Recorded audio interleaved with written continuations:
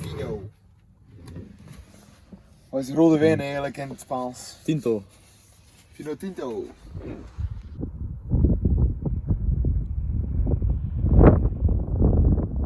I don't know if you can see it, but there's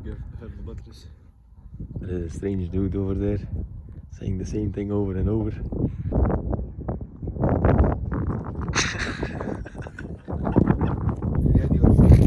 Taking precautions for the chocolate on it. Ja, passies op Shank. Hopefully no updates during the night. I'm the nice neighbor. This is where he sleeps. Under the fridge and to the garage.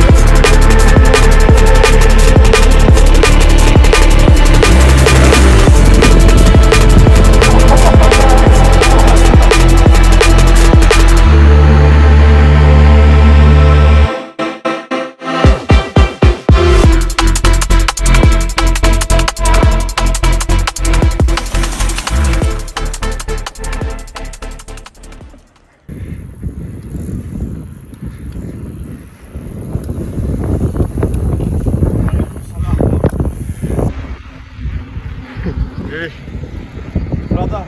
Ja.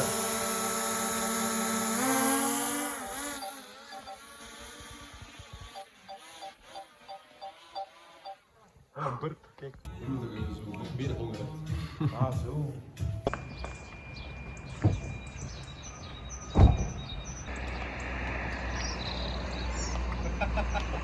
So we were pretty close to Bilbao, so of course we wanted to explore the city. That's why you see all these random clips now. And then of course there is the Guggenheim Museum, so we also had a look. Toerist. After this we drove back to the mountains, which you will see at the end of this video and in the next video.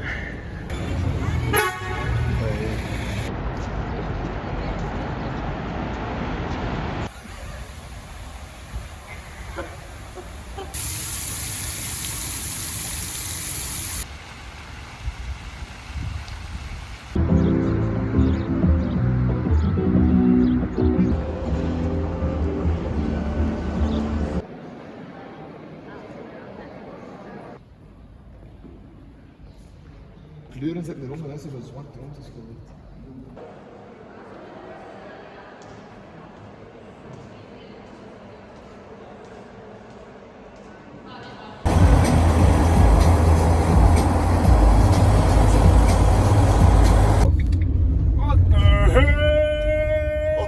Oh shit, pas op. Pas op voor de spiegel, hè. Spiegel.